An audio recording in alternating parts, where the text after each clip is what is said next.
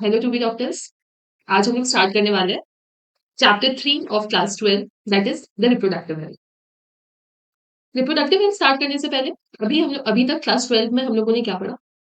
सबसे पहले हमें पता है बायोलॉजी क्या होती है। किसकी स्टोरी? दुनिया में जितने भी लिविंग ऑर्गेनिजम्स हैं उनकी स्टोरी। अब तक तो ये सारी चीजें एकदम याद हो गई होगी। आई होप आप लोगों का क्लास 11 के सारे चैप्टर्स का रिविजन अच्छा चल रहा होगा और जितने भी लिविंग प्रोसेस हो रही है उनकी स्टोरी। हमने सोचा, या फिर हमारे दिमाग में जो सबसे पहले क्वेश्चन है वो क्या था कि लिविंग ऑर्गेनिजम्स बने कैसे? तो हम लोगों ने उसका आंसर दे दिया कि भैया रिप्रोडक्शन से बने। तो हम लोगों ने प्लांट्स का भी रिप्रोडक्शन पढ़ लिया, हम लोगों ने ह्यूमंस का भी रिप्रोडक्शन पढ़ लिया। लेकिन यहाँ पे सबसे इंपॉर्टेंट क्वेश्चन जो आता है वो आता है कि एक पर्सन कब कहलाता है कि वो रिप्रोडक्टिवली हेल्दी है, हेल्थ पॉइंट ऑफ व्यू से। तो बच्चों यहाँ पे एक वर्ल्ड हेल्थ ऑर्गेनाइजेशन WHO ने रिप्रोडक्टिव हेल्थ का डेफिनेशन दिया कि total wellbeing in all aspects of reproduction.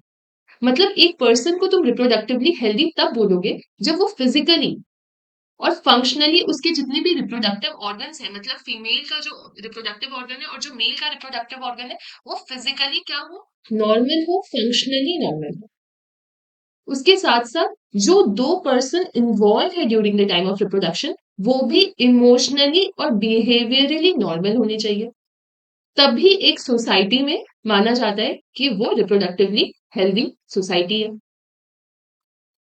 ठीक है, तो आज से सबको रिप्रोडक्टिव हेल्थ का डेफिनेशन याद हो गया। इससे पीवाईक्यूज आते हैं इसके डेफिनेशन से। तो रिप्रोडक्टिव हेल्दी कब बोलेंगे? जब सारे aspects of reproduction that is physical, emotional, behaviour and social aspects में एक पर्सन हेल्दी होगा। ठीक है बच्चों, इंडिया ना सबसे पहला कंट्री था जिन्होंने पूरे वर्ल्ड में प्लान्स और एक्शंस को जनरेट और प्रोग्राम्स को जनरेट किया, वो भी नेशनल लेवल पे, कि वो रिप्रोडक्टिव हेल्थ पे काम करेगा। क्योंकि इंडिया को ऐसे भी सबसे ज्यादा जरूरत है, इसलिए उसे पता था कि मुझे सबसे पहले इनिशिएट करना पड़ेगा ताकि मैं अपने कंट्री को इम्प्रूव कर सकूं। तो सबसे पहले 1951 में उसने क्या किया, उसने फैमिली प्लानिंग प्रोग्राम लाया, जो कि बहुत ज्यादा जरूरी था। क्योंकि तुम पहले के जमाने में देखोगे एक घर में 10-10 बच्चे होते थे, which is very bad for the country. उनके फैमिली के लिए तो खराब है ही, लेकिन कंट्री के लिए अल्टीमेटली कंट्री किससे बनता है? बहुत सारे फैमिलीज को मिला करके बनता है। इसलिए उन्होंने फैमिली प्लानिंग प्रोग्राम लाया 1951 में। ठीक है, फिर धीरे धीरे और भी ज्यादा मॉडिफिकेशंस हुआ, तो उन्होंने एक reproductive and child health care programme launch किया, जिसमें वो ना ही सिर्फ रिप्रोडक्शन से रिलेटेड जितने भी एस्पेक्ट्स थे उस पे काम कर रहे थे, बल्कि वो चाइल्ड हेल्थ पे भी काम कर रहे थे। रिप्रोडक्शन होने के बाद जो बच्चा बन रहा है उस पे भी काम कर रहे थे। तो ये भी इंडिया की सोसाइटी के लिए बहुत ज्यादा इंपॉर्टेंट था। अब हम लोगों ने देखा कि कैसे हम लोग रिप्रोडक्शन रिलेटेड हेल्थ जो प्रोग्राम्स है उस पे इंडिविजुअली हमारा क्या रोल हो सकता है। तो हम लोगों ने ऑडियो, विजुअल, मतलब टीवी में हम लोगों ने कुछ प्रोग्राम्स जनरेट किए, प्रिंट मीडिया, न्यूज़पेपर्स में उसके लिए आया। बहुत सारे नॉन गवर्नमेंटल एजेंसीज है जो इसके खिलाफ अवेयरनेस स्प्रेड कर रहे हैं। तुम्हारे मम्मी पापा, हमारे मम्मी पापा, हमारे क्लोज रिलेटिव्स जो बड़े हैं हमसे, हमारे टीचर्स जो हमसे, हमारे दोस्त हैं, उनका एक बहुत बड़ा रोल है रिप्रोडक्टिव हेल्थ के से रिलेटेड अवेयरनेस क्रिएट करने का। इनफैक्ट जो सबसे इंपॉर्टेंट चीज है वो है सेक्स एजुकेशन इन स्कूल, जो अभी हम लोग कर रहे हैं। I am giving you the education. यहाँ पे कुछ बच्चे होंगे जो हंस रहे होंगे और ये चैप्टर को मजाक के फॉर्म में लेंगे, बट ये मजाक नहीं चल रहा है यहाँ पे। ये एक बहुत बड़ा इशू है। इशू कैसे? जब तुम आगे इसकी गहराई में जाओगे कि चैप्टर में जब तुमको पता चलेगा कि क्या क्या प्रॉब्लम्स हो सकते हैं एक मजाक की वजह से, तब तुम्हें इसका इंपॉर्टेंस समझ आएगा। हर यंग इंडिविजुअल्स को राइट है कि उसको सारे मिसकंसेप्शंस, सारे मिथ्स और जितनी भी फालतू की जोक्स और इससे रिलेटेड बने हुए उसके बारे में अवेयरनेस क्रिएट किया जाए, ताकि वो अपनी लाइफ में safe hygienic sexual practices achieve कर पाए। क्यों? क्योंकि उन्हें ये नहीं पता से जब ये सारी चीजें तुम लोग मजाक ले रहे हो, लेकिन इससे होने वाली गंभीर बीमारियां ये बच्चों ठीक भी नहीं होती है, like sexually transmitted diseases, AIDS, ये सब के बारे में तुम्हें जानने का पूरा राइट है। और ये रिस्पॉन्सिबिलिटी स्कूल्स की है, न्यूज़पेपर्स की है, टीचर्स की है, टीवी में जो एड्स आ रहे हैं उनकी है। अब सिर्फ ये नहीं कि बच्चों को पता होना चाहिए, जो मैरिड कपल्स है उनको भी पता होना चाहिए कि हमारे पास बर्थ कंट्रोल ऑप्शंस है। हमारे तो इनफैक्ट अब तो हम दो हमारे एक वाला नॉर्म ज्यादा बेटर है कि you after having one child और two child you can use this birth control options. उसके अलावा केयर ऑफ प्रेग्नेंट मदर, सिर्फ बच्चा करना is not the solution. Mother को प्रॉपर केयर देना और जब डिलीवरी हो जाए तो उसके बाद सिर्फ बच्चे की नहीं मदर की भी उतनी ही केयर करना, इसका इंपॉर्टेंस बता रहा है ये chapter. Importance of breast feeding और इक्वल अपॉर्चुनिटीज, तुम देखते होगे अभी भी, पहले के जमाने में क्या, अभी भी बहुत सारी ऐसी सोसाइटीज है जहां पे मेल और फीमेल को डिफरेंशिएट किया जाता है। तो ये प्रोग्राम इसको भी कवर कर रहा है। और क्या क्या चीज को कवर कर रहा है, तो जो भी अनकंट्रोल्ड पॉपुलेशन ग्रोथ है उसके वजह से जो प्रॉब्लम्स हो रहे हैं उनको, जितने भी सोशल एविल्स है जैसे sex abuse, sex related crimes. अभी तुम लोगों ने कोलकाता वाली न्यूज तो सुनी ही होगी। तो वो क्या था, वो क्राइम था, सेक्स रिलेटेड क्राइम था। तो मतलब उस बंदे को इस चीज का नॉलेज नहीं था, उसको बचपन में स्कूल में पढ़ाया नहीं गया, तभी उसने इस क्राइम को कमिट किया। लेकिन तुम्हारे पास अपॉर्चुनिटी है कि तुम ये नॉलेज गेन करो और आसपास वालों को नॉलेज स्प्रेड कर सकते हो। तो instead of taking this chapter as a joke, ये जो स्टार्टिंग के 3 चैप्टर्स मैंने पढ़ाए इसको जोक की तरह नहीं लेना। इससे बहुत ज्यादा एजुकेशन अपने लाइफ में क्रिएट करना है। ठीक है। अब यू हैव टू, अब successful implementation of various action plans, बहुत सारे एक्शन प्लान्स का सक्सेसफुल इम्प्लीमेंटेशन कब होगा, जब स्ट्रॉन्ग इंफ्रास्ट्रक्चर होगा, प्रोफेशनल एक्सपर्टीज होगा और मटेरियल सपोर्ट होगा।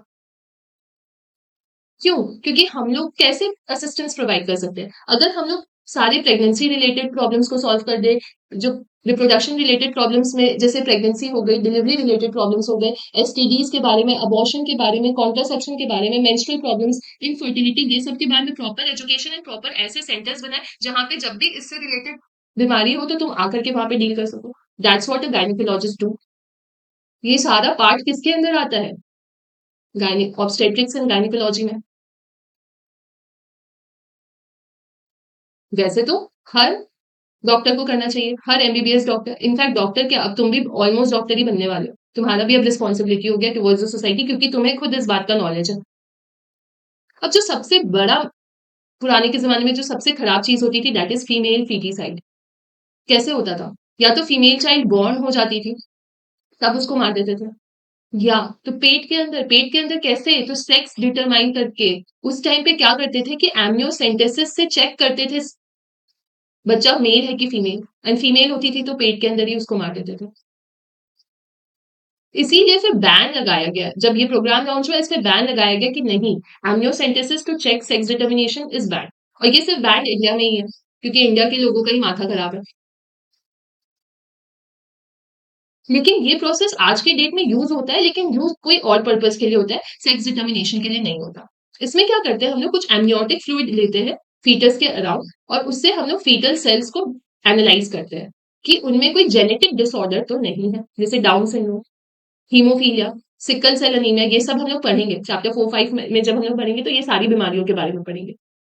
तो ये सब जेनेटिक डिसऑर्डर्स को टेस्ट करने के लिए ये टेस्ट हम लोग एमनियोसेंटेसिस यूज कर सकते हैं, लेकिन amniocentesis for sex determination is not use.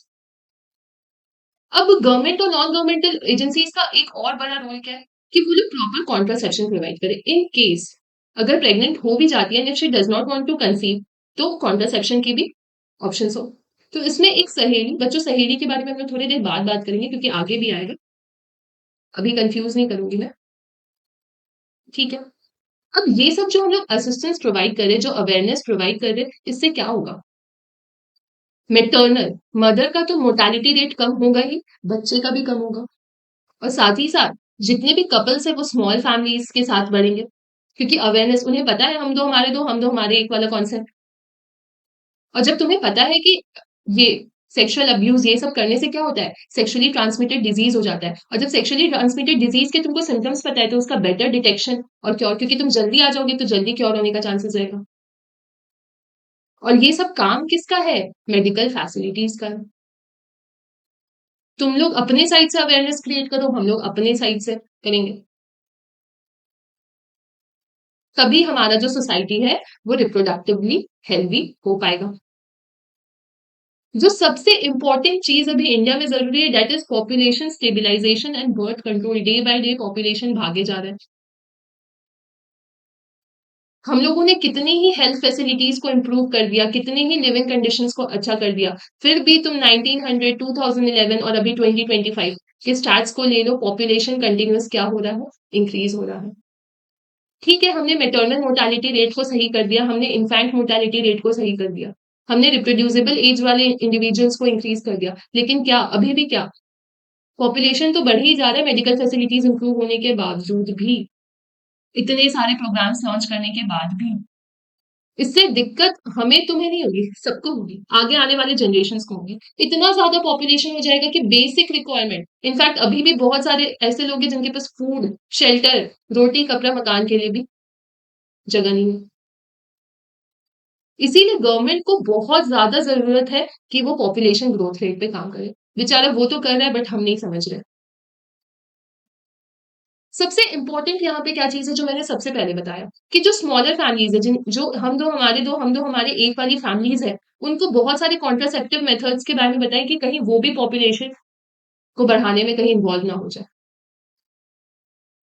TV में बहुत ये वाले स्लोगन चलते हैं हम दो हमारे दो, लेकिन इसको रियल लाइफ में उतारना इज वेरी मुश्किल।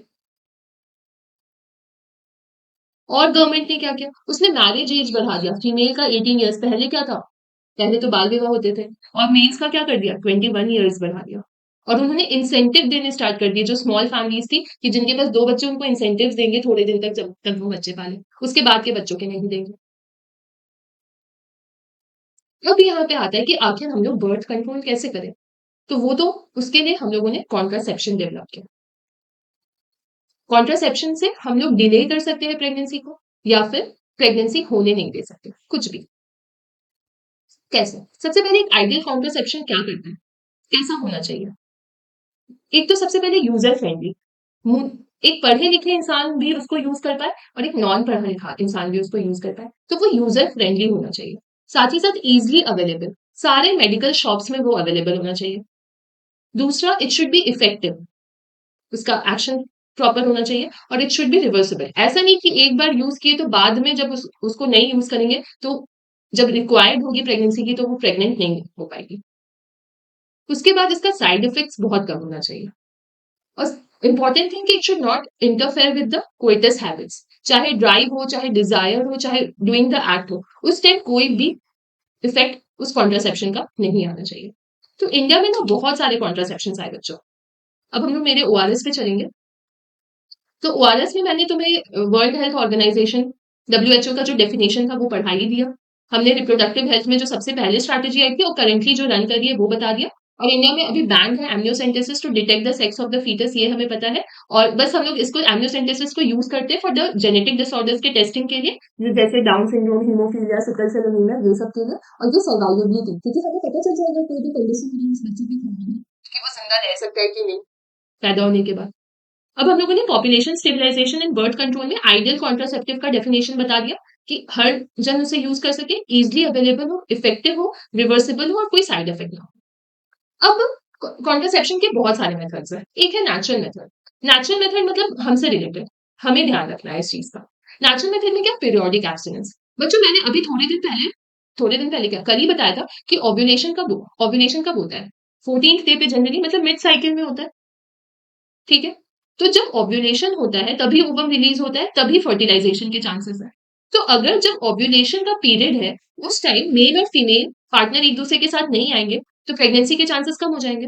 तो अगर हम लोग डे 10 to डे 17 जो मिड साइकिल का पूरा पीरियड है, अगर उसमें हम लोग इंटरकोर्स नहीं करें तो देर इज बहुत बड़ा चांस कि प्रेगनेंसी नहीं होगी। तो ये one of the natural methods है, इसमें हमें अवेयरनेस की जरूरत है, हमें अपने पीरियड्स को ट्रैक करने की जरूरत है। तो इसमें यही चीज लिखा हुआ है, if the couples are avoiding और abstaining from coitus from day 10 to day 17, जब ओव्यूलेशन एक्सपेक्टेड है, और इसी पीरियड को हम फर्टाइल पीरियड बोलते हैं। अब यहाँ पे तुम्हारी डॉक्टर बुद्धि काम करनी चाहिए। अब तुम्हें ये as a female and as a male तुम्हें ये चीज का नॉलेज बहुत इंपॉर्टेंट है, तुम्हारे लाइफ में भी इंपॉर्टेंट है, और अगर तुम्हारे कोई फ्रेंड है जो नॉन मेडिकल है तो उसके लिए भी इंपॉर्टेंट है। तुम्हें फर्टाइल पीरियड के बारे में पता चल गया कि कब प्रेगनेंसी के चांसेस ज्यादा बढ़ेंगे। उसके बाद आता है एक विड्रॉल ऑफ कोइटस इंटरप्टस। इसमें क्या होगा कि male partner should withdraw his penis from vagina just ejaculate करने से पहले, मतलब स्पर्म आने से पहले ही वो विथड्रॉ कर ले पेनिस को, जिसको हम लोग क्या बोलते हैं, कोइटस इंटरप्टस या फिर विथड्रॉल। एक ये मेथड हो सकता है। उसके अलावा एक नेचुरल मेथड होती है बच्चों, लैक्टेशनल एमेनोरिया। लैक्टेशन का मतलब मिल्क और एमेनोरिया का मतलब नो पीरियड्स। मतलब जब मिल्क फॉर्मेशन हो रहा है तो नो पीरियड्स, तो मिल्क फॉर्मेशन कब हो रहा है, जस्ट आफ्टर डिलीवरी। बच्चों क्या होता है, एक तो हमें पता है प्रेगनेंसी तो के टाइम पे पीरियड्स नहीं आते, जब प्रेगनेंसी खत्म हो जाती है तो भी पीरियड्स एकदम से नहीं आते, ठीक है, और वहां पे ओव्यूलेशन नहीं हो रहा और साइकिल्स भी नहीं आ रहे इस लैक्टेशन पीरियड के टाइम पे। तो उस टाइम पे क्या होता है, अब ओव्यूलेशन ही नहीं हो रहा, ओवम ही नहीं आ रहा, तो प्रेगनेंसी के चांसेस क्या होंगे, काफी कम होंगे। तो एक ये भी सही है कि चांसेस ऑफ कंसेप्शन कम है, तो आफ्टर डिलीवरी 3 to 4 months के बाद you can have safe sex with your partner. तो ये तो हो गया नेचुरल मेथड्स, जिसमें पीरियोडिक एब्स्टिनेंस, नाम से ही है कि पीरियोडिक एब्स्टिनेंस, एक पीरियड के लिए एब्सटेन करना है इंटरकोर्स को। विथड्रॉल और कोइटस इंटरप्टस, जैसे during the time of insemination और ejaculation you have to withdraw और interrupt the intercourse process. And lactational amenorrhoea is lactation के टाइम पे नो पीरियड्स, नो पीरियड्स मतलब you can have safe intercourse. समझ आ गई ये पूरी बात। अब इसके बाद हम लोग आते हैं बैरियर मेथड्स पे। बैरियर मेथड्स में you can use condoms and there, ये बहुत इंपॉर्टेंट चीज है, इसका नॉलेज हर बच्चे को होना चाहिए, बहुत कॉन्डम्स। सबसे पहले you can see the diagram कि ये कैसा होता है। ये थिन रबर लेटेक्स शीट का बना होता है, ठीक है, और देखो इसका शेप कैसा है कि it will cover the penis males में, और फीमेल्स में it will cover the vagina and cervix. अब इससे क्या होगा कि कोइटस से जस्ट पहले you have to use it so that जो इजैक्यूलेटेड सीमन है वो फीमेल रिप्रोडक्टिव ट्रैक्ट में नहीं गया, ऑब्वियसली क्योंकि वो कवर्ड है तो वो बाहर नहीं निकला। तो एक गवर्नमेंट सप्लाई में भी कॉन्डोम्स आते हैं, दैट इज नीरो, जो कि फ्री ऑफ कॉस्ट होता है। अब इससे क्या होगा, you will not have any intercourse, तो you will not develop any sexually transmitted disease, you will also get protected from AIDS. AIDS भी एक सेक्सुअली ट्रांसमिटेड डिजीज ही है, जिसको अलग से बोलने की जरूरत नहीं है, दोनों एक में ही आता है। But since AIDS is a big problem, big taboo in India, इसलिए उसको अलग से मेंशन किया गया। अभी तुम्हें एड्स की गहराई नहीं समझ आएगी, जैसे जैसे एमबीबीएस में होगे तब पता चलेगा कि कितना ज्यादा डिस्क्रिमिनेशन आज के डेट में भी एड्स पेशेंट के साथ होता है। तो रबर लेटेक्स का बना है, सिंपल प्रोसीजर है, just before intercourse you have to wear it, ताकि जो इजैक्यूलेटेड सीमन है वो फीमेल रिप्रोडक्टिव ट्रैक्ट के अंदर ना जाए। Now you can use this diaphragm, cervical caps and balls, but these are to be used by females बच्चों। ये भी रबर की बनी होगी, ये फीमेल रिप्रोडक्टिव ट्रैक्ट में बस अपने सर्विक्स को कवर कर लेगी। तो सेम चीज, अब क्या होगा, जो स्पर्म सर्विक्स में एंटर ही नहीं कर पाएगा क्योंकि क्या लगा हुआ है, कैप लगा हुआ है, अंदर वो घुस ही नहीं पाएगा। जैसे condoms can't be reused, but this diaphragm, cervical caps and walls को हम लोग रीयूज कर सकते हैं, और हम लोग इसको स्पर्मिसाइडल क्रीम्स, जेलीज और फोम्स के साथ बनाते हैं। क्यों, ताकि ये हमारी कॉन्ट्रासेप्टिव एफिशिएंसी को इंक्रीज कर सके। क्रीम्स लगा देंगे, जेलीज और फोम से सबके साथ यूज करेंगे ताकि ये ज्यादा पेन ना करे, क्योंकि ऑब्वियसली कोई कैप, वॉल्ट या डायफ्राम पे लगाओगे तो इरिटेशन के थोड़े चांसेस होंगे, तो ये सब क्रीम्स लगा देते हैं ताकि और ज्यादा उसकी जो एफिशिएंसी है वो बढ़ जाए, बट ओवरऑल इसको यूज ही नहीं करते, ठीक है। तो हम लोगों ने नेचुरल मेथड्स पढ़ा, बैरियर मेथड्स पढ़ा, बहुत अच्छे से याद रखना है बच्चों। नेचुरल मेथड्स का इंपॉर्टेंस है, कॉन्डोम्स के यूज का इंपॉर्टेंस है। अब आते हैं इंट्रा यूट्राइन डिवाइसेस। ये दोनों चीजें जो थी बच्चों, ये एक जो कपल है, जो पार्टनर है, उनको ध्यान रखनी है आपस में, मेल और फीमेल को इसका नॉलेज होना चाहिए। बट ये जो इंट्रा यूट्राइन डिवाइसेस है, ये हमारा काम है, मतलब as doctors and as nurses हम लोगों को ये पेशेंट के यूट्रस में डालना है through vagina, after delivery, after abortion और any time when the patient wants. ये सबसे आइडियल कॉन्ट्रासेप्टिव है कोई भी ऐसे कपल के लिए जिनको डिले करनी है, मान लो एक बच्चा हो गया, नेक्स्ट बच्चे थोड़े टाइम के बाद करने, या फिर स्पेस पे डिले, मतलब वही हो गया, स्पेसिंग करनी है दो प्रेगनेंसी के बीच में। ये बहुत सारे फॉर्म्स में आता है, 1 साल का भी आता है, 5 साल का भी आता है, 10 साल का भी आता है। ये अब तुम बड़े क्लास में जाओगे तब पता चलेगा, अभी के लिए तो बस तुम इतना याद रखो। तो ये डॉक्टर्स और नर्सेस डालेंगे हॉस्पिटल में। अब ये कैसे काम करते हैं, ये जो स्पर्म्स अंदर आ रहा है उसको फेगोसाइटोज मार देगा, खा जाएगा उसको, वो अंदर जाने ही नहीं देगा, ठीक है। अब इसमें भी ना 3 टाइप के होते हैं, एक होता है नॉन मेडिकेटेड, जो पहले के टाइम पे होता था, आज के डेट में इसको यूज नहीं करते, दैट इज लिपेज लूप। इस पे हर लाइन पे पीवाईक्यू है बच्चों, याद रखना है, सबके एक्शंस को याद रखना है, सबका एग्जाम्पल याद करना है। तो ये आईयूडीज को बेसिकली बच्चों, जब तुम एक गवर्नमेंट हॉस्पिटल में काम करोगे या फिर कोई भी हॉस्पिटल में काम करोगे, तो वहां पे कॉपर टी के नाम से इसको जाना जाता है, कि कॉपर टी डाल दिया, मेरे कॉपर टी मत डालो, मेरे कॉपर टी डालो, ऐसे करके। इससे रिलेटेड भी बहुत सारे टैबूज है छोटे छोटे शहरों में, छोटे छोटे गाँव में, कि इसके वजह से ब्लीडिंग होती है, ये पेट में चुभता है एंड ऑल। पेशेंट इसे डलवाना जल्दी चाहते नहीं है। और कॉपर 7 के फॉर्म में आता है और मल्टीनोड 375 के फॉर्म में आता है। सारे एग्जाम्पल्स पे क्वेश्चन आया है। और एक होती है हार्मोन रिलीजिंग। हार्मोन्स मतलब क्या? प्रोजेस्टेरोन, लीवोनॉर्जेस्ट्रॉल। अगेन लीवोनॉर्जेस्ट्रॉल अभी समझ नहीं आएगा, बस प्रोजेस्टेरोन का एक फॉर्म है, बस ऐसे करके याद कर लो। अब ये कॉपर आयंस क्या करते हैं? जो कॉपर रिलीजिंग इंट्रायूट्राइन डिवाइसेस उसमें कॉपर आयंस क्या करते हैं? स्पर्म की मोटिलिटी और उसकी फर्टिलाइजिंग कैपेसिटी को ही खत्म कर देते हैं कि वो जाकर के ओवम को फर्टिलाइज कर पाए। और जो हार्मोन रिलीजिंग आईयूडीज है बच्चों, वो यूट्रस को अनसुटेबल बनाते हैं कि यूट्रस में इम्प्लांटेशन ना हो पाए। तो इसने तो स्पर्म्स को की फर्टिलाइजिंग कैपेसिटी को खराब किया, और हार्मोन वाली जो आईयूडीज है वो यूट्रस पे काम कर रही है, वो फीमेल बॉडी पे काम कर रही है कि वो इम्प्लांटेशन होने नहीं देगी। अगर फर्टिलाइजेशन हो भी गया तो वो इम्प्लांटेशन होने नहीं देगी। तो सबसे पहला क्या था कि इसका ओवरऑल मेन एक्शन है कि स्पर्म्स को मार देना। ठीक है। कॉपर आयंस का काम है अगर स्पर्म आ भी गया तो उसको फर्टिलाइज करने नहीं देना। और हार्मोन रिलीजिंग वाले का काम है कि फर्टिलाइज हो भी गया तो मैं इम्प्लांट होने नहीं दूंगी। तो हर स्टेप में कॉपर टी जो है वो काम कर रहा है, इसलिए बहुत ज्यादा इफेक्टिव है, बहुत ज्यादा सेफ है। मैक्सिमम इसको यूज करना चाहिए, आइडियल कॉन्ट्रासेप्टिव है। अब हम लोग आते हैं ओसीपीज। हम लोगों ने नेचुरल मेथड्स देख लिए, बैरियर मेथड्स देख लिए, हम लोगों ने इंट्रायूट्राइन डिवाइसेस देख लिया। तुम लोगों ने कॉन्ट्रासेप्टिव पिल्स के बारे में सुन रखा होगा, कुछ बच्चों ने और कुछ बच्चों ने नहीं। तो ये कॉन्ट्रासेप्टिव पिल्स आखिर बने किसके होते हैं बच्चों? कुछ नहीं, हार्मोनल पिल्स होते हैं। ये प्रोजेस्टेरोन या फिर ईस्ट्रोजन जैसे हार्मोन्स के बने होते हैं। ये सिर्फ प्रोजेस्टेरोन के बने हो सकते हैं या प्रोजेस्टेरोन और ईस्ट्रोजन के कॉम्बिनेशन के बने होते हैं। अब ये पिल्स को लेते कब है? सारे बच्चों को पता होना चाहिए इसके बारे में। First 5 days of menstrual cycle में, starting with in first 5 days में स्टार्ट करना है। और कितने दिन तक लेना है? For 21 days. फिर 7 डेज का इंतजार करना है, जब पीरियड्स आ जाए तो फिर इसको स्टार्ट कर देना। ठीक है। 7 डेज रोकते हैं, जब मेंस्ट्रुएशन होता है ना उस टाइम पे 7 डेज रोकते हैं। बेसिकली मैं तुम्हें समझाती हूँ। 30 डेज का साइकिल होता है, हम लोग इसको 21 डेज देते हैं और 7 डेज रोकते हैं। जब 7 डेज रोकते हैं ना बच्चों, तो क्या होता है? ये ईस्ट्रोजन और प्रोजेस्टेरोन का विड्रॉल होता है और उसके बाद वापस से पीरियड्स आ जाते हैं। जब पीरियड्स आ जाते हैं तो इसको वापस से स्टार्ट करना होता है। इसका एक्शन ये होता है कि ये ओव्यूलेशन नहीं होने देता, ओवम का प्रोडक्शन ही नहीं होने देता, और इन केस हो भी गया तो ये इम्प्लांट होने नहीं देता। और इम्प्लांट अगर और साथ ही साथ ये स्पर्म की एंट्री को भी रोक देता है। पहले तो एंट्री ही नहीं होने देगा स्पर्म को, और इधर ओवम को रिलीज होने नहीं देगा। तो दोनों स्टेप पे काम कर रहा है, और अगर इन केस वो दोनों मिल गए तो इम्प्लांटेशन को भी ये रोक सकता है। तो ओसीपीज का भी बहुत सारा मैकेनिज्म ऑफ एक्शन है। ठीक है। मैंने ये डिटेल में विड्रॉल ब्लीडिंग वाला नहीं पढ़ाया क्योंकि अभी तुम्हें कुछ समझ नहीं आएगा। अभी तुम बस इतना पॉइंट इतना याद रखो कि 21 डेज तक देते हो, 7 डेज तक रोकते हैं, फिर जब ब्लीडिंग स्टार्ट होती है तो इसको देना स्टार्ट कर। अब सहेली क्या है बच्चों? ये नॉन स्टेरॉइडल है।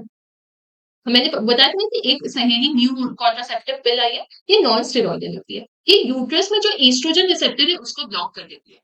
और ये एग्स को ये भी इम्प्लांटेशन को रोकती थी, ये भी इम्प्लांटेशन को रोकती है। लेकिन देखो कितना अच्छी बात है कि इसको हफ्ते में एक दिन लेना पड़ रहा है। ओसीपीज डेली लेना है। ठीक है। बच्चों ओसीपीज ठीक है, अच्छा कॉन्ट्रासेप्शन है, सब कुछ सही है, लेकिन ओसीपीज के बहुत सारे साइड इफेक्ट है क्योंकि you are putting hormones inside your body. तो ये हॉर्मोन्स ऐसा तो नहीं है चुपचाप जाकर के बैठ जाएगा, ये और भी ऑर्गन्स को अफेक्ट करेगा। तो ओसीपीज का जितना फायदा है उतना ही ज्यादा नुकसान भी है। आई वुड सजेस्ट सबसे बेटर जो कॉन्ट्रासेप्शन होता है, एक तो बैरियर मेथड्स में you can use condoms, and second one जो सबसे अच्छा होता है that is the IUDs, intrauterine devices. सहेली को हफ्ते में एक ही बार देना पड़ रहा है तो साइड इफेक्ट कम हो गया, और कॉन्ट्रासेप्टिव वैल्यू भी इसकी ज्यादा है। अब इसको कहाँ पे डेवलप किया था, इस पे एक बार पीवाईक्यू पूछा गया बच्चों की। ये central drug research institute CDRI Lucknow में इसको बनाया गया। तो क्या सिर्फ फीमेल को ही कॉन्ट्रासेप्टिव पिल्स दे रहे हैं, मेल्स के लिए कुछ भी नहीं है? अभी तक हम लोगों ने मैम यहाँ पे मेल्स के लिए सिर्फ कॉन्डम्स पढ़ा, विड्रॉल इंटरप्टर्स पढ़ा, बाकी सब तो फीमेल फीमेल के लिए, मेल के लिए क्या? तो एक टैबलेट्स आती है LH और FSH की, बट बच्चों एज सच कभी मैंने इसको प्रैक्टिकल लाइफ में यूज होते हुए नहीं देखा है, एंड आई डोंट थिंक ये इंडिया में यूज भी होता है। ठीक है। अब हम लोग आते हैं इंजेक्टेबल और इम्प्लांट्स। बच्चों बहुत इंपॉर्टेंट, ये तो आज के अभी गवर्नमेंट का प्रोग्राम भी चल रहा है for this implants. Under skin डालते हैं, मतलब सब डर्मल, डर्मिस मतलब स्किन, तो स्किन के नीचे यहाँ पे यूजुअली डालते हैं इसको। हमारे हॉस्पिटल में तो बहुत ज्यादा ही डालते हैं, स्किन के जस्ट नीचे इस एक माचिस जैसी तिल्ली होती है, इसको डालते हैं, और ये प्रेगनेंसी नहीं होने देती 3 साल तक। ये बहुत अच्छा है, गवर्नमेंट बहुत ज्यादा इनिशिएटिव ले रहा है इसके लिए भी। क्योंकि ये इतना ज़्यादा इफ़ेक्टिव है और सबसे थोड़े बहुत जैसे इफ योर पीरियोडिक एब्स्टिनेंस ये सब तो कई बार क्या होता है कि पेशेंट डेट्स भूल जाता है, उसे पता नहीं है, withdrawal of coitus interruptus control नहीं होता। There are various problems related to all these methods. But ये जो कॉन्ट्रासेप्टिव मेथड आया है, जो इम्प्लांट्स आया है, ये काफ़ी ज़्यादा सेफ है, सिक्योर है एंड ईज़िली मतलब तुम इसको निकाल भी सकते हो और ईज़िली लगा भी सकते हो। बस ये है कि ये सर्टिफाइड डॉक्टर्स ही कर सकते हैं इसे। अब progestogens alone we are in combination with oestrogen के कॉम्बिनेशन में रहता है। मैं ज्यादा डिटेल में कंपोजिशन पे नहीं जाऊंगी, तुम्हें याद भी नहीं रहेगा और कोई मतलब भी नहीं है। अभी तो तुम बस इतना जानो कि आसपास इन केस तुम्हें किसी को एडवाइस देना पड़े, अपनी बड़ी दीदी जो नॉन मेडिकल फील्ड में या कोई भी जन चाची चाचू किसी को भी अगर एडवाइस देना पड़े कि you can tell them about this implants की न्यू प्रोग्राम चल रहा है, आप लोग इसको यूज कर सकते हैं, you can have safe sex after that. उसके बाद आता है इमरजेंसी कॉन्ट्रासेप्टिव्स। अब ये सब तो था कि हम लोग प्रेगनेंसी नहीं होने दें, ठीक है। लेकिन इन केस हो ही गया, मान लो बिकॉज ऑफ रेप पर्सन चाहती नहीं थी एंड रेप हो गया, जैसे सेक्सुअल अब्यूज के वजह से हो गया, या फिर कोई casual intercourse but it was unprotected, तो उस केस में क्या करना है? हम लोग एक प्रोजेस्ट्रोजन का टैबलेट्स या फिर उनके कॉम्बिनेशन का टैबलेट्स या फिर आईयूडीज यूज कर सकते हैं, लेकिन हम लोग को ये सब विद इन 72 आवर्स ही करना है कोइटस का। हमें पता है स्पर्म्स कितने दिन वायबल रहता है, 24 टू 48 आवर्स रहता है। तो विद इन 72 आवर्स हमें इसको कॉन्ट्रासेप्शन मेथड को यूज करना है ताकि प्रेगनेंसी ना हो। अब हो ही गया कोइटस, हो ही गया, इट वाज अनवांटेड हो चाहे बिकॉज ऑफ सेक्सुअल अब्यूज हो, तो उसको भी रोका जा सकता है, उसके भी ऑप्शंस हैं। अभी यहाँ पे तो बहुत लिमिटेड ऑप्शंस है, जब तुम एमबीबीएस में आओगे तो तुम्हें एक वैरायटी ऑफ इमरजेंसी कॉन्ट्रासेप्टिव्स पढ़नी पड़ेगी, इस पे भी शॉर्ट नोट्स आते हैं वहां पे तो, ठीक है। अब आते हैं सर्जिकल मेथड्स में। मतलब मान लो कि तुम एजुकेटेड हो या एजुकेटेड नहीं भी हो, हॉस्पिटल में डॉक्टर ने तुम्हें एजुकेशन दे दी कि हाँ हम दो हमारे दो हो गए, अब हमें आगे बच्चा परमानेंटली नहीं चाहिए। जब परमानेंटली नहीं चाहिए तो ये बैरियर मेथड्स, ये सारे मेथड्स का कोई मतलब नहीं है, तो you can do the surgery after delivery. Surgery में क्या होता है, टर्मिनल मेथड कि अब प्रेगनेंसी नहीं होगी। इसमें हम लोग गैमेट के ट्रांसपोर्ट को ही रोक देते, बीच में ही गैमेट आ रहा है, जहां से आ रहा है वही बीच में एक तार को काट दो, तो वो बाहर आएगा ही नहीं, तो कंसेप्शन कैसे होगा, प्रेगनेंसी कैसे होगी? तो ये बहुत सबसे इफेक्टिव यही हो गया, और रिवर्सिबिलिटी बहुत पुअर है। तो मेल्स में हम लोग किसको कट कर सकते हैं? मेल्स में हम लोग वास्ट डिफरेंस को कट करते हैं। वास्ट को कट कर दे तो वासेक्टोमी बोल दे रहे हैं। यहाँ पे देखो, इसको रिमूव करके टाई कर दिया। और ये इतना सिंपल प्रोसीजर है बच्चों, लोकल एनेस्थीसिया में ही हो जाता है, इसके लिए कोई बड़ा एनेस्थीसिया देने की भी जरूरत नहीं है, बट फिर भी लोग इसे नहीं करवाते। फिर एक आता है ट्यूबेक्टोमी, ट्यूब को काटेंगे तो ट्यूबेक्टोमी, वास्ट डिफरेंस को काटा तो वासेक्टोमी। तो इसमें देखो स्मॉल पार्ट फेलोपियन ट्यूब का काट दिया और उसको टाई कर दिया। लेकिन ये इतना डिफिकल्ट, ये तो बड़ा प्रोसीजर है, लेकिन फिर भी फीमेल्स और मेल्स में देखो तो फीमेल्स को ही ट्यूबेक्टोमी कराना पड़ता है, मेल्स कभी अपने अंदर कोई भी चेंजेस नहीं आता। तो ये एब्डोमिनल प्रोसीजर के थ्रू हम लोग जनरली करते हैं इसको। आज के डेट में तो बहुत सारा आ गया, लैप्रोस्कोपिकली भी तुम सिर्फ पेट में दूरबीन डाल के भी इसको कर सकते हो, बट वो बड़े बड़े हॉस्पिटल्स में होता है, हर जगह नहीं होता है। अब हम लोग यहाँ तक जितने भी कॉन्ट्रासेप्टिव मेथड्स हैं, एनसीईआरटी में बच्चों सेम ऐसे ही लिखा हुआ है जैसे मैंने पढ़ाया। जो एनसीईआरटी से पढ़ानी थी मैंने डायरेक्ट उसको एनसीईआरटी से पढ़ा दिया। अब ये जो कॉन्ट्रासेप्टिव मेथड्स है मैंने बता दिया आइडियल कॉन्ट्रासेप्शन कैसा होना चाहिए। नेचुरल मेथड्स में हमें पता है कि हमें अपना पीरियड्स को ट्रैक करना है, और जब हमारा 10 to 17 days of menstrual cycle चले तो हमें अवॉइड करना है कोइटस को, क्योंकि वो फर्टाइल पीरियड होता है, सबसे ज्यादा प्रेगनेंसी के चांसेस इस टाइम रहता है। दूसरा कि अगर इन केस हम लोग वी आर हैविंग इंटरकोर्स तो हम male partner should withdraw his penis before ejaculating, withdraw कर लो पेनिस को। And third that is lactational amenorrhoea, कि जब डिलीवरी के बाद जब मिल्क के प्रोडक्शन का पीरियड होता है अराउंड 6 मंथ्स का, तो जनरली उस टाइम ओव्यूलेशन नहीं होता, ओव्यूलेशन नहीं होता तो ओवम नहीं बनता, तो प्रेगनेंसी के चांसेस क्या रहते हैं, काफी कम रहते हैं। इसमें कोई मेडिसिन नहीं, इसमें ये हमारे नॉलेज है, हमारे बॉडी हमें अपने ऊपर काम करना है नेचुरल मेथड से।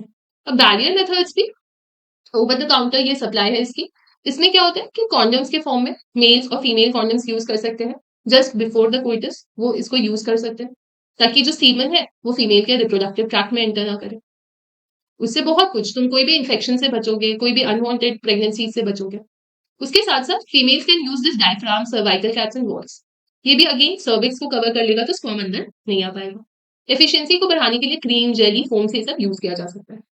एक और मेथड है बच्चों, that is intrauterine devices, IUDs. ये हम लोग डालेंगे, ये डॉक्टर्स और नर्सेज डालेंगे। ये नॉन मेडिकेटेड भी हो सकता है लिपिज लूप के फॉर्म में, ये कॉपर रिलीजिंग भी हो सकता है, हार्मोन रिलीजिंग भी हो सकता है। एग्जाम्पल याद रखना है बच्चों, प्रोजेस्टासर्ट, एलएनजी, कॉपर टी, कॉपर 7, ये सब। तो ये इनका काम क्या है, ये या तो स्पर्म्स को मार देगा। अगर स्पर्म्स मरा नहीं, अगर घुस भी गया तो उसको फर्टिलाइज करने की कैपेबिलिटी खत्म कर देगा। और फर्टिलाइजेशन हो भी गया तो जो हार्मोन रिलीजिंग आईयूडीज है वो उसको इम्प्लांट होने के लिए नहीं देंगे। ये हम लोगों ने पढ़ लिया। तो ये आइडियल कॉन्ट्रासेप्टिव में आता है आईयूडीज। ठीक है। अब कुछ ओसीपीज भी आते हैं जिसमें हम लोग प्रोजेस्टेरोन का टैबलेट्स या फिर प्रोजेस्टेरोन और ईस्ट्रोजन का कॉम्बिनेशन देते हैं। ये पिल्स हम लोग 21 डेज तक लेते हैं और 7 डेज का गैप देते हैं, फिर जब पीरियड्स आ जाता है तो वापस से इसको स्टार्ट कर देते हैं। ठीक है। अब ये कब तक कंटिन्यू करते हैं? जब तक फीमेल डिजायर्स की उसको कंसेप्शन नहीं लेना। लेकिन अगेन ये कर क्या रहा है? ये ओव्यूलेशन और इम्प्लांटेशन को इनहिबिट कर रहा है और साथ ही साथ ये स्पर्म की एंट्री को भी रोक दे रहा है, क्योंकि by changing the quality of cervical mucus घुसने ही नहीं देगा स्पर्म को, उसकी क्वालिटी ही चेंज कर देगा। एक और कॉन्ट्रासेप्टिव अभी नई नई आई है, जैसे सहेली हमारी दोस्त। इसको हफ्ते में एक दिन यूज करो, बहुत कम साइड इफेक्ट है, हाई कॉन्ट्रासेप्टिव वैल्यू है, नॉन स्टेरॉइडल। ठीक है। अभी के डेट में, आज के डेट में ये बहुत ज्यादा इम्प्लांट्स और इंजेक्शन के फॉर्म में आ रहा है। गवर्नमेंट इसके खिलाफ प्रोग्राम भी चला रही है, खिलाफ नहीं, इसके टुवर्ड्स प्रोग्राम चला रही है कि ज्यादा से ज्यादा लोग इसको एज अ कॉन्ट्रासेप्शन यूज करें। सिंपली एक छोटी सी माचिस की तीली हम लोग स्किन के अंदर डालते हैं और इंजेक्शन तो हम लोग लगाते ही है। तो दो फॉर्म में आ सकता है। या फिर अगर मान लो ये सब कुछ पता है लेकिन फिर भी इंटरकोर्स हो गया, तो अब प्रेगनेंसी को कैसे रोकें? It could be because of sexual abuse, it could be because of unwanted pregnancy, unwanted intercourse, casual intercourse. तो उसमें हम लोग विद इन 72 आवर्स ओसीपीज ले सकते हैं, आईयूडीज ले सकते हैं, कॉम्बिनेशन आता है, इमरजेंसी किट आईपिल नाम से आता है, तो वो ले सकते हैं। अब ये सब का चलो ठीक है। अब मान लो हमें पता ही है कि हमें बच्चे नहीं चाहिए, हम तो हमारे तो काफी है, तो फिर हम लोग हॉस्पिटल में सिंपली स्टेरिलाइज करवा सकते हैं, जैसे सर्जिकल मेथड से प्रेगनेंसी को रोक सकते हैं। कैसे रोकेंगे? हम लोग इस जहां से जो गैमेट्स आ रहे हैं उसके ट्रांसपोर्ट को ही रोक सकते हैं। मेल्स में वास डिफरेंस को कट कर दिया, फीमेल्स में ट्यूब्स को कट कर दिया। रिवर्सिबिलिटी भी पुअर होगी क्योंकि हम लोग इसमें सर्जिकल प्रोसीजर कर रहे हैं। और मेल्स वाला इतना ईजी है कि सिंपली तुम्हारा स्मॉल इंसिजन के थ्रू ही हो जाता है, बट फीमेल्स में हम लोगों को जनरली पेट में इंसिजन देना पड़ता है या फिर वजाइना के थ्रू भी कर सकते हैं, तो जनरली एब्डोमेन के थ्रू ही करते हैं। इसलिए तुम्हें, तुम्हारे साथ वाले को, फैमिली में हर मेंबर को इसके बारे में पता होना चाहिए, ताकि वो प्रॉपरली अगर उसको प्रेगनेंसी डिले करनी है, स्पेस करनी है या नहीं करनी है, वो कर सके। इसके साइड इफेक्ट्स है थोड़े थोड़े, नोजिया, क्योंकि तुम कोई हार्मोनल चीज अपने अंदर घुसा रही हो, हार्मोनल नहीं, कोई भी एक्स्ट्रा फॉरेन सब्सटेंस है, तो nausea, abdominal pain, break through bleeding जैसे चांसेस, इरेगुलर मेंस्ट्रुअल साइकिल्स हो सकता है, ब्लीडिंग और इवन ब्रेस्ट कैंसर। बट ये उतना सिग्निफिकेंट कभी नहीं होता। ठीक है। इसलिए, लेकिन ये सारे साइड इफेक्ट्स को हम लोग इग्नोर नहीं कर सकते, ये सबसे बड़ी बात है। ठीक है, ये हमें ध्यान रखनी है कि ये सारे साइड इफेक्ट्स होंगे तो तुमको तुम्हारे बॉडी के अकॉर्डिंग, मान लो कि तुमको इरेगुलर साइकिल्स हो रहे कॉपर टी लगाने से, मतलब your body is not shooting copper T, तो तुमको इतने सारे ऑप्शन है, तुमको दूसरे में स्विच होना पड़ेगा। ऐसा नहीं कि एक ही अवेलेबिलिटी, तुम्हारे पास एक टेबल है जिसमें बहुत सारे कॉन्ट्रासेप्टिव मेथड्स है। तुम्हारा मन है कि तुम्हारे बॉडी टाइप के अकॉर्डिंग, अगर तुम डायबिटिक हो, तुम हाइपरटेंसिव हो, ओसीपीज नहीं लेना, अननेसेसरी हार्मोनल पिल्स नहीं लेने हमें, तो हम लोग दूसरा मेथड ऑफ कॉन्ट्रासेप्शन की तरफ जाएंगे। ठीक है। अब यहाँ पे एक बहुत इंपॉर्टेंट टर्म आती है बच्चों, मेडिकल टर्मिनेशन ऑफ प्रेगनेंसी। मतलब हम लोग मेडिकली बच्चे को टर्मिनेट कर रहे हैं। टर्मिनेट करने का मतलब बच्चा गिराना, दैट इज अबॉर्शन। अब यहाँ पे दो चीजें आती है बच्चों। मान लो कि कैजुअल इंटरकोर्स था, अनप्रोटेक्टेड था, लेकिन हमें बच्चा नहीं चाहिए, या फिर कॉन्ट्रासेप्शन हमने यूज किया, वो फेल कर गया और हमें बच्चा लग गया लेकिन हमें बच्चा नहीं चाहिए था, या फिर कोई सेक्सुअल अब्यूज की वजह से वो प्रेग्नेंट हो गई, या फिर वो प्रेग्नेंट है लेकिन उसके वजह से मदर को हार्म हो रहा है या फीटस को हार्म हो सकता है, तो क्या ऐसे केस में हम लोग फिर भी प्रेगनेंसी को कंटिन्यू करेंगे क्या? ये सारे प्रॉब्लम्स है जो मदर को और बच्चे दोनों के हेल्थ को, इनफैक्ट जो सेक्सुअल अब्यूज वाला पार्ट है, सोसाइटी के हेल्थ को खराब कर रहा है। तो अब हमें क्या करना है? ऐसे कंडीशंस में हम लोग को प्रेगनेंसी को गिराना है, बच्चे को गिराना है, that is known as termination. Medically गिराना है, दवाई दे करके गिराना है। तो ये जो हम लोग इंटेंशनल, खुद के इंटेंशन या वॉलंटरीली टर्मिनेट कर रहे हैं प्रेगनेंसी को बच्चा होने से पहले, तो उसको मेडिकल टर्मिनेशन या फिर हमारे द्वारा इंड्यूस्ड अबॉर्शन बोला जाता है। इंडिया में इसकी लीगलाइजेशन अभी हाल फिलहाल 1971 में हुई है, लेकिन स्ट्रिक्ट कंडीशंस के साथ। कोई भी इंसान ऐसे ही उठ करके एमटीपी पिल्स कहीं से नहीं ले सकता, बट आज के डेट में बच्चों मेडिकल शॉप में ऐसे ही मिल जाता है। बट रूल्स ये कहती है, बुक्स ये कहती है कि it should always be given by a registered medical practitioner, and all the procedure should be done by the registered medical practitioner. But quarks और मेडिकल शॉप्स ये सब तो गोलियां देते जाते हैं, लोग अबॉर्ट करके आती रहती है, ब्लीडिंग होता रहता है, 1-2 ग्राम खून के साथ हॉस्पिटल्स में आती है।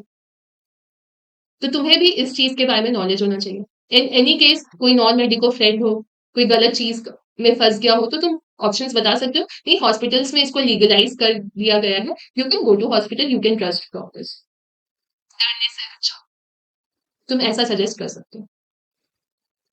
और सबसे सेफ ये होता है फर्स्ट ट्राइमेस्टर में, लेकिन इन केस फर्स्ट ट्राइमेस्टर में अगर डायग्नोज नहीं होता, पता नहीं होता पेशेंट्स को अगर वो प्रेग्नेंट है कि नहीं, तो बाद में भी टर्मिनेट कर सकते हैं, उसके लिए भी अलग क्राइटेरियाज आए। अगेन एनसीईआरटी में ये सब कुछ नहीं दिया है, तो तुम्हें इतना नहीं जानना, तुम्हें बस इतना जानना है कि there is any problem to the mother's health और द फीटस हेल्थ, या फिर ये unwanted pregnancy, you can terminate, you have this option government के अकॉर्डिंग। तो तुम हॉस्पिटल में जाके प्रॉपर टर्मिनेट कर सकते हो, घर में कोई ऐसे ही मेडिकल शॉप से दवाई लाने की जरूरत नहीं है। ठीक है, अब हम लोग आते हैं सेक्सुअली ट्रांसमिटेड इन्फेक्शंस में, वेनरल डिजीज और रिप्रोडक्टिव ट्रैक्ट इन्फेक्शंस में। मतलब अब हो गया, गलती हो गई, और गलती क्या, गलती से वो बीमारी भी हो गई, ऐसी बीमारी, भयानक बीमारी, तो इंटरकोर्स की वजह से ये इन्फेक्शन है। ये छोटा मोटा इन्फेक्शन नहीं होता। अगेन मैं बार बार बोल रही हूँ, ये जो 15 to 24 ईयर्स ऑफ एज होता है, बच्चों बहुत ज्यादा सेंसिटिव होता है, इसके बारे में तो तुम्हें बहुत अच्छे से पता होना चाहिए। गोनोरिया जैसी बीमारी, अगेन ये याद रखना पड़ेगा, ये निजेरिया की वजह से होती है। सिफिलिस जैसी बीमारी एसटी ट्रिपोनेमा की वजह से होती है। जेनाइटल हर्पीज हो सकता है, क्लेमाइडियासिस हो सकता है, सब पे क्वेश्चन आया है। जेनाइटल वॉर्ट्स हो सकता है, जो कि ह्यूमन पैपिलोमा वायरस, इसका जो पॉजिटिव ऑर्गेनिज्म है, इसका नाम एक बार पूछा गया है। ट्राइकोमोनियासिस हो सकता है, हेपेटाइटिस बी, ये सब तुमको समझ आएगा फ्यूचर में, जब तुम एमबीबीएस में आओगे, ये सारी बीमारी का जो सिम्टम्स है वो अलग से पढ़ोगे, एक प्रॉपर चैप्टर होगा तुम्हारा एसटीडीज में। और एड्स हो सकता है इसमें, जो हेपेटाइटिस बी और एड्स है बच्चों, दैट इज एचआईवी, ये तो हॉस्पिटल में अगर गलती से एज अ मेडिकल प्रोफेशनल, या फिर कोई भी नर्सिंग स्टाफ, कोई भी हेल्थ केयर प्रोफेशनल है, उसको तो ये सब चीज का आइडिया होना ही चाहिए। कभी भी सेम नीडल यूज करना ही नहीं है दो पेशेंट में। ब्लड के ट्रांसफ्यूजन का काफी ज्यादा ध्यान रखना है। इन्फेक्टेड मदर से फीटस में जा सकता है, बेसिकली ये ब्लड के थ्रू ट्रांसमिट हो रहा है। तो ये जो हेपेटाइटिस बी, हर्पीज और एचआईवी, ये तो क्योरेबल ही नहीं है बच्चों, इसके साथ तुमको जिंदगी भर जीना पड़ेगा। You can just reduce the symptoms, but you can never cure this disease. तो सोच लो, तुम्हारे एक दिन के मजे के लिए तुम्हारे साथ कितनी बड़ी प्रॉब्लम हो सकती है। इसलिए मैं बार बार बोल रही हूँ कि ये 3 चैप्टर्स जोक नहीं है, ये तुम्हारी लाइफ, पूरी लाइफ खराब कर सकते हैं। इनके अलावा जो वेनरल डिजीज है, जो सेक्सुअली ट्रांसमिटेड इन्फेक्शन है, वो कंप्लीटली क्योरेबल है, अगर उसको भी अर्ली डिटेक्ट कर लिया। अर्ली कैसे, तुम्हें पता होना चाहिए जो सिम्टम्स आ रहे हैं वो नॉर्मल नहीं है। इस एज में तो लगता है चलो ये नॉर्मल है, बट ये सिम्टम्स, ईचिंग होना वहां पे, फ्लूइड डिस्चार्ज होना, दर्द होना, स्वेलिंग्स आना, you have to consult a doctor. ठीक है, और क्योंकि फीमेल्स बहुत टाइम तक एसिम्टोमेटिक रहती है, खास ध्यान रखो आप लोग। और फिर बाद में जाकर के, क्योंकि उस टाइम तो उसको पता नहीं चल रहा, बाद में उसको पीआईडी, पेल्विक इंफ्लेमेटरी डिजीज हो जाएगा, अबॉर्शंस उसके रेट बढ़ जाएंगे, स्टिल बर्थ के चांसेस बढ़ जाएंगे, तुम्हें पता ही नहीं चलेगा कि 9 महीने तक बच्चा कंटिन्यूस जिंदा था, अचानक लास्ट मंथ में क्या हुआ। तुम्हें तो ये इन्फेक्शन इतनी भयानक हो रखी है जिसके बारे में तुम्हें आइडिया ही नहीं है। एक टॉपिक प्रेगनेंसी हो सकती है, you can be infertile also, हो सकता है तुम्हें कभी प्रेगनेंसी लगे ही ना, इवन कैंसर तक हो सकता है रिप्रोडक्टिव ट्रैक्ट का। तो तुम्हें इसका जो इंपॉर्टेंस है इस चैप्टर का, आई होप समझ आ रहा होगा। और ये सिर्फ तुम्हें ही नहीं समझना है, तुम्हें अपने आसपास वाले जो नॉन मेडिकल बच्चे हैं, उनको भी एजुकेट करना है अबाउट दिस चैप्टर।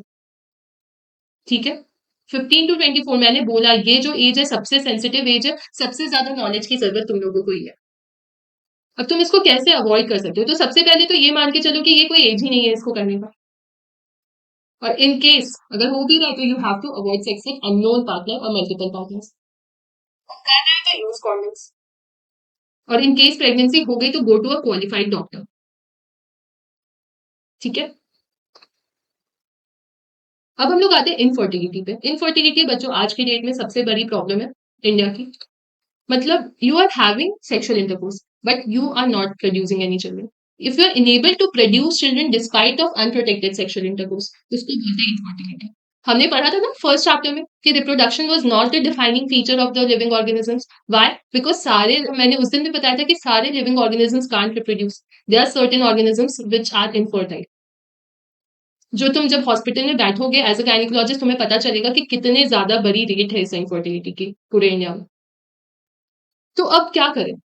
ऑप्शंस तो होंगे ऑब्वियसली, हर चीज़ के ऑप्शंस होते हैं, तो इसके लिए भी असिस्टेड रिप्रोडक्टिव टेक्नोलॉजीज़ लगाई गई। मतलब रिप्रोडक्शन नहीं होने के पीछे मतलब इनफर्टिलिटी बच्चा नहीं हो रहा है, इसके पीछे बहुत सारे रीज़न्स हैं, कुछ भी हो सकता है। हो सकता है मदर कंसीव नहीं कर पा रही हो, या हो सकता है फादर के स्पर्म में कोई प्रॉब्लम हो, या हो सकता है मदर का जो अंदर रिप्रोडक्टिव ऑर्गन है वहाँ पे वो ज़ायगोट सर्वाइव बहुत दिन तक नहीं कर पा रहा हो, या तो हो सकता है कि अंदर फर्टिलाइज़ेशन नहीं हो पा रहा हो। बहुत सारे रीज़न हो सकते हैं इनफर्टिलिटी का। अब उसको आइडेंटिफाई करते हुए हम लोगों को बेस्ट ऑप्शंस लेने अगेन जैसे कॉन्ट्रासेप्शन की थाली थी वैसे इनफर्टिलिटी में भी ट्रीटमेंट करने का एक प्रॉपर थाली है जिसमें जो सबसे इंपॉर्टेंट है बच्चों आईवीएफ ये तो सब बच्चों ने सुना होगा that is in vitro fertilisation. इसमें हम लोग क्या करते हैं कि हम लोग आउटसाइड द बॉडी फर्टिलाइजेशन करवाते हैं। मतलब हम लोगों ने ले लिया ओवा फ्रॉम द वाइफ, मतलब वाइफ अगर ओवम अच्छे से प्रोड्यूस कर पा रही है तो वाइफ का ले लिया, नहीं तो किसी डोनर का ले लिया जो अच्छे से ओवम प्रोड्यूस कर रही है, और स्पर्म्स ले लिया या तो हस्बैंड का या किसी डोनर का ले लिया, और बाहर लेबोरेटरी में हम लोगों ने जाइगोट बनाया और उसको फिर हम लोगों ने ट्रांसफर कर दिया फीमेल बॉडी के अंदर। मतलब ऐसा हो रहा होगा यहाँ पे कि या तो फीमेल बॉडी का प्रोडक्शन नहीं हो पा रहा होगा या तो मेल का प्रोडक्शन नहीं हो पा रहा होगा, तो फिर हम लोग ऐसा बाहर के साइड उसको जाइगोट बना करके फिर अंदर फीमेल बॉडी में डाल देते हैं। ठीक है, एक हम लोग आईवीएफ कर सकते हैं। दूसरा जिसको हम लोग टेस्ट ट्यूब बेबी प्रोग्राम भी बोलते हैं। ठीक है, एक होता है जाइगोट इंट्राफेलोपियन ट्रांसफर, इसी में आता है। अब जाइगोट और इंट्रा यूट्राइन ट्रांसफर ये तो तुम लोगों को खुद पता है। जब हम लोग इम्प्लांटेशन वाला बात पढ़ रहे थे बच्चों, मैं वो चैप्टर ही दिखाती हूँ, कल ही मैंने पढ़ाया है, मैं दिखाती हूँ। ये वाला डायग्राम जो मैंने बोला था बहुत सुंदर है। हाँ, यहाँ पे देखो क्या हो रहा है, ब्लास्टोसिस्ट जो अल्टीमेटली जाकर के डिवाइड कर रही है, लेकिन जाइगोट में क्या हो रहा है, क्लीवेज हो रहा है, तो वो धीरे धीरे यहाँ तक पहुंच रहा है। तो जब वो 8 ब्लास्टोमियर्स वाले स्टेज तक था, तो वो कहाँ तक था, अप टू 8 ब्लास्टोमियर्स, वो इस फैलोपियन ट्यूब तक था। और 8 ब्लास्टोमियर्स के बाद जब वो 16 ब्लास्टोमियर्स में कन्वर्ट हुआ तो वो हमारे यूट्रस में आ गया, 8 तक यहाँ पर था। तो वही करना है, जब तक 8 ब्लास्टोमियर का स्टेज है तो हम लोग क्या करेंगे, जाइगोट को इंट्रा फेलोपियन ट्रांसफर करेंगे, फेलोपियन ट्यूब के अंदर ट्रांसफर करेंगे। क्यों किया ये समझ आ गया, अप टू 8 ब्लास्टोमियर्स वाले को। लेकिन अगर मोर देन 8 ब्लास्टोमियर्स है तो वो तो ऑलरेडी यूट्रस में पहुंच ही जाता नॉर्मली भी, तो उसको हम लोगों ने क्या कर दिया, इंट्रा यूट्राइन ट्रांसफर कर दिया depending on the number of blastomeres. बहुत सिंपल है। Intra in vitro fertilisation. अब एक होता है in vivo fertilisation. In vivo fertilisation में हम लोग क्या करते हैं कि एक फीमेल जो कंसीव कर सकती है उसमें हम लोग गैमेट्स का फ्यूजन करवाते हैं और उसको ट्रांसफर करते हैं टू द फीमेल्स जो ये कंसीव नहीं कर सकती या जो फर्टिलाइजेशन जिसकी बॉडी में नहीं हो पा रहा है। इसमें भी बहुत कुछ है, देखो एक होता है गैमेट इंट्राफेलोपियन ट्रांसफर, हम लोग गैमेट ट्रांसफर कर रहे हैं, मतलब ओवम को हम लोग डोनर से कलेक्ट करके फेलोपियन ट्यूब में डाल रहे हैं जो फीमेल उसको प्रोड्यूस नहीं कर सकती। मैंने बोला था बहुत कुछ हो सकता है, फीमेल अगर ओवम नहीं बना पाएंगे तो हम लोग दूसरी फीमेल का ओवम लेकर के उसके अंदर डाल दिए, लेकिन वो फर्टिलाइजेशन कर सकती है, वो बस ओवम नहीं बना पा रही। तो एक ये कर सकते हैं, इसको हम लोग गिफ्ट बोले क्या, हम लोग फीमेल को क्या किया, ओवम गिफ्ट कर दिए। यहाँ पे हम लोग जाइगोट गिफ्ट किए तो इसको जिफ्ट बोल दिए। ठीक है, अब यहाँ पे होता है या तो फिर हमें इंट्रासाइटोप्लाज्मिक इंजेक्शन, मान लो स्पर्म मतलब male partner is not able to ejaculate और inseminate the sperm inside the female body, तो उस केस में हम लोगों को क्या करना है, we have to do intracytoplasmic injection, जिसमें we are injecting sperm into the ovum directly, हम लोग ही लैबोरेटरी में कर देंगे, उसके बाद उसको फीमेल बॉडी में ट्रांसफर कर देंगे और वो डेवलप कर देगी चाइल्ड को। फिर एक होता है आर्टिफिशियल इंसेमिनेशन, मान लो male partner is having low sperm count और is not able to ejaculate, तो हम लोग क्या करेंगे, हम लोग बाहर से ही स्पर्म कलेक्ट करके फीमेल के रिप्रोडक्टिव ट्रैक्ट में डाल देंगे, तो दैट इज आर्टिफिशियल इंसेमिनेशन। और एक होता है इंट्रा यूट्राइन इंसेमिनेशन, सेम सब एक ही चीज है, अगर मेल पार्टनर इंसेमिनेट नहीं कर पा रहा और इजैकुलेट नहीं कर पा रहा तो हम लोग आर्टिफिशियल इंसेमिनेशन कर रहे हैं, जिसमें हम लोग इंट्रा यूट्राइन यूट्रस के अंदर भी डाल सकते हैं, हस्बैंड से लेकर के या हेल्दी डोनर से लेकर के आर्टिफिशियली डाल सकते हैं, that is intra uterine insemination, type of artificial insemination. तो ये हम लोगों ने पढ़ा। तो एक बार एनसीईआरटी से देख लेते हैं, बहुत छोटा-सा चैप्टर था, लेकिन बहुत ज़्यादा नॉलेज वाला चैप्टर था। ये डेली लाइफ के लिए ज़्यादा नॉलेज था। एनसीईआरटी में इससे क्वेश्चन्स आएँगे, 3 से 4 क्वेश्चन्स आएँगे, बट नॉलेज बहुत देकर के गए। हमने पढ़ा मेडिकल टर्मिनेशन, जो हम लोग इंटेंशनली और वॉलंटरी टर्मिनेट कर रहे हैं। कब गवर्नमेंट ऑफ इंडिया ने लीगलाइज किया, 1971 में। क्यों? क्योंकि बहुत सारी अनवांटेड प्रेगनेंसीज हो रही थी कैजुअल इंटरकोर्स की वजह से, या फिर फेलियर ऑफ कॉन्ट्रासेप्शन या सेक्सुअल अब्यूज की वजह से, या फिर ऐसी प्रेगनेंसी जिसमें अगर वो कंटिन्यू करेंगे तो चाइल्ड दोनों का। तो ऐसे केस में फर्स्ट ट्राइमेस्टर में जनरली अप टू सेफ होता है मेडिकल टर्मिनेट करना, बट उसके बाद भी करते हैं, उसके बाद जो करते हैं वो हम लोग बाद में ही पढ़ेंगे एमबीबीएस के बाद, क्योंकि उसके अलग रूल्स है। अभी तुम्हें बस इतना पता होना चाहिए कि हाँ ऐसा ऑप्शन है, इन केस आसपास तुम किसी फ्रेंड या किसी को देखो कि ऐसे सिचुएशन में फंस गए तो यू कैन एडवाइस देम। अब और इलीगल अबॉर्शन से बचना है। अब सबसे बड़ी बात सेक्सुअली ट्रांसमिटेड इन्फेक्शन। अब तुमने गलती कर दी, इन्फेक्शन हो गया अब तो, क्योंकि ये इन्फेक्शन छोटा मोटा नहीं होता। You can have gonorrhoea, you can have syphilis, herpes, chlamydiasis, genital warts, उसके नाम ही इतने टफ है, सोचो ये बीमारी कितनी खराब होगी। इसमें जो एचआईवी और हेपेटाइटिस बी है बच्चों, ब्लड से स्प्रेड होता है। तो अगर कोई भी पेशेंट, मान लो कोई भी हेल्थ केयर प्रोफेशनल दोनों सेम नीडल एक पेशेंट का नीडल दूसरे पेशेंट में यूज कर दे एंड वो एचआईवी पॉजिटिव हो, तो सोचो क्या हो। इन्फेक्टेड मदर से भी फीटस में जा सकता है। ब्लड का ट्रांसफ्यूजन हो जाए, गलत ब्लड का, जो एचआईवी पॉजिटिव ब्लड का ट्रांसफ्यूजन हो जाए, तो भी दिक्कत है। तो उसमें सिम्टम्स क्या आते हैं? उसमें सिम्टम्स आते हैं माइनर, लगेगा कुछ नहीं है बट ये बाद में जाकर के बड़ा हो जाएगा। तो जेनिटल रीजन या इनफैक्ट बॉडी के कोई भी रीजन में छोटे मोटे भी इन्फेक्शन होते हैं, you should consult a doctor, you should take advice बड़ा करने से पहले। Always prevention is always better than cure, ये तो हमें पता ही है। क्योंकि यहाँ पे कुछ ऐसी जैसे हेपेटाइटिस बी, herpes और एचआईवी तो कभी क्योर भी नहीं हो सकता, बस you can reduce the symptoms of the disease, और बाकी सब क्योर हो भी सकता है। तो फीमेल्स में तो इतना बड़ा दिक्कत है कि फीमेल्स बहुत टाइम तक अनडिटेक्टेड रह जाती है, फिर लास्ट में वो लेकर के आती है पीआईडीज कि उसको कंटिन्यूस अबॉर्शन हो रहा है, स्टिल बर्थ हो रही है, टॉपिक प्रेगनेंसी, वो इनफर्टाइल हो गई, इनफैक्ट उसको कैंसर तक हो गया, तब जाके डिटेक्ट होता है ये। 15 से 24 साल वाली एज बहुत सेंसिटिव होती है, मैं बार बार बोल रही हूँ, ठीक है। तो तुम्हें ये ध्यान रखना है कि you have to avoid intercourse with unknown partners, multiple partners, always try to use condoms by having intercourse, and in case of doubt you should always consult a doctor, doctors are always available for you. ये बात तुम्हें अपने सारे non medicos friend को भी बतानी है। अब इनफर्टिलिटी मैंने बताया कि दुनिया के सारे जितने भी ऑर्गेनिजम्स हैं सब बच्चे नहीं पैदा कर सकते, कुछ इनफर्टाइल होते हैं। तो क्या उन्हें उनके पास बच्चे होने का हक नहीं है? बिल्कुल है। तो उसके लिए बहुत सारी टेक्निक्स बनाई गई, बहुत सारे हॉस्पिटल्स बनाए गए, इनफर्टिलिटी क्लिनिक्स बनाई गई, ताकि हम ऐसे पेशेंट्स की मदद कर सकें, जिसको हम लोगों ने नाम दिया we are assisted reproductive, we are helping in reproductive reproduction, that is assisted reproductive technologies. तो इसमें एक आईवीएफ आया, जिसमें हम लोगों ने क्या किया कि मदर की बॉडी से ओवम और फादर की बॉडी से हम लोगों ने स्पर्म, अगर मदर हेल्दी नहीं है तो डोनर से, अगर फादर हेल्दी नहीं है तो डोनर से ले लिया, वह लेबोरेटरी में हम लोगों ने जाइगोट बना के फीमेल के अंदर डाल दिया। अब जाइगोट को अगर हम लोग 8 ब्लास्टोमियर वाली स्टेज तक डाल रहे हैं तो फेलोपियन ट्यूब में डालेंगे, दैट इज जाइगोट इनका फेलोपियन ट्रांसफर, और वही अगर हम लोग उसको 8 से ज्यादा ब्लास्टोमियर वाली स्टेज में डाल रहे हैं तो उसको हम लोग यूट्रस में डालेंगे, that is intra uterine transfer. ये हो गया इन इन विट्रो। अब एक होता है इन वीवो, जिसमें मतलब एक female if she is not able to conceive तो दूसरी फीमेल के बॉडी में फर्टिलाइज करवा के हम लोग फीमेल के बॉडी में ट्रांसफर कर देंगे उनको। अब एक होता है गैमेट इंट्राफेलोपियन ट्रांसफर, कि female is not able to produce the ovum, लेकिन फर्टिलाइजेशन हो सकता है उसके बॉडी में, तो हम लोग बस उसके बॉडी में गैमेट भेज दिए और ओवम भेज दिए दूसरी फीमेल का, और फिर फर्टिलाइजेशन हो गया। एक होता है इंट्रासाइटोप्लाज्मिक इंजेक्शन, जिसमें हम लोग स्पर्म को डायरेक्टली ओवम में लेबोरेटरी में इंजेक्ट कर दे रहे हैं और फिर उसको भेज दे रहे हैं फीमेल बॉडी के अंदर। मान लो if the male partner is not able to inseminate और इजैकुलेट, या तो फिर उसका स्पर्म काउंट कम है, तो फिर हम लोग आर्टिफिशियल इंसेमिनेशन करते हैं। आर्टिफिशियल इंसेमिनेशन में बेसिकली हम लोग क्या करते हैं, semen is collected from the husband of a healthy donor और आर्टिफिशियली इंट्रोड्यूस करते हैं, जिसको हम लोग इंट्रा यूट्राइन इंसेमिनेशन बोलते हैं। आर्टिफिशियल इंसेमिनेशन का ही टाइप है इंट्रा यूट्राइन इंसेमिनेशन। तो क्या हुआ, बहुत सारे ऑप्शंस और बहुत सारी टेक्निक्स और इनफैक्ट ये इतनी सारी चीजें क्यों ही करना, हमारे इंडिया में तो लीगल अडॉप्शन के भी मेथड्स है, तो जिन कपल्स को भी बच्चे चाहिए they can go for adoption also. इतना पैसा आईवीएफ और ये सारे ट्रीटमेंट्स में वेस्ट करेंगे, you can go for adoption. तो आज का चैप्टर बहुत शॉर्ट था, क्रिस्प था, लेकिन ये बहुत नॉलेज दे रहा था। रिप्रोडक्टिवली हेल्दी सोसाइटी कब बोलेंगे, जब फिजिकली, सोशली, इमोशनली, बिहेवियरली हम लोग हर जगह से रिप्रोडक्टिवली हेल्दी। हम लोगों ने उसके इंडिया में जो प्रोग्राम्स चल रहे हैं उसके बारे में पढ़ा, कितने नेचुरल मेथड्स ऑफ कॉन्ट्रासेप्शन है, बैरियर मेथड्स ऑफ कॉन्ट्रासेप्शन है, इंट्रा यूट्राइन डिवाइसेस है, ओसीपीज है, इम्प्लांट्स है, तुम्हारे स्टेरिलाइजेशन प्रोसीजर्स है जो हॉस्पिटल में इन सर्जिकल मेथड्स के फॉर्म में हो रहे हैं। इन केस प्रेगनेंसी हो गया and that pregnancy is not good for female body of male और द चाइल्ड, तो they can go for medical termination. उसके अलावा हम लोगों ने पढ़ा कि अगर सेक्सुअली ट्रांसमिटेड इन्फेक्शंस क्या होते हैं, इससे होने वाली डिजीज के बारे में पढ़ा कि वो कितनी खतरनाक होती है, and ultimately if you are not able to conceive, if you are able to, if you are infertile, तो तुम्हारे पास बहुत सारे ऑप्शंस है टू गेट प्रेग्नेंट। ठीक है, तो इसी से हमारी क्लास 12 की फर्स्ट यूनिट आज खत्म होती है। Thank you.